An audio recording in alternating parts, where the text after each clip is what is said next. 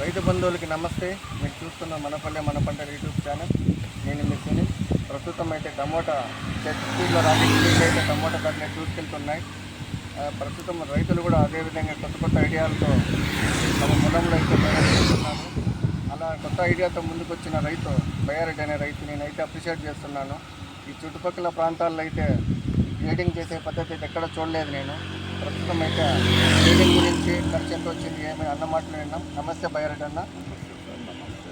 Grading చేసే పద్ధతి idea మీకు ఎలా వచ్చిందన్న? మీకు అన్న ఏం లేదు, ఈ రోజుల్లో కూలీలు ఎక్కువ, మామూలుగానే కూలీలు ఎక్కువ.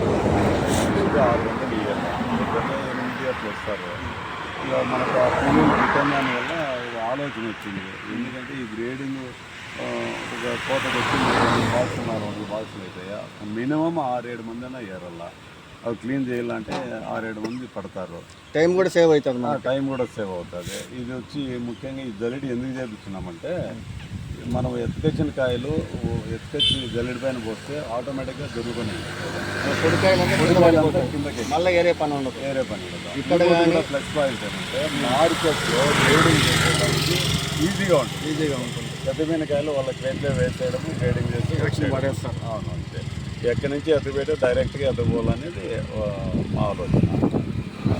దీనికి సుమారుగా అన్న ఎంత ఖర్చు అయింటుందన్న? దీనికి సుమారు 4,000 నుంచి 5,000 ఖర్చు వస్తుంది సార్. ఇది మామూలుగా జల్లెడ, సైడ్ రేకులు, ఈ పైపులు, స్టాండు.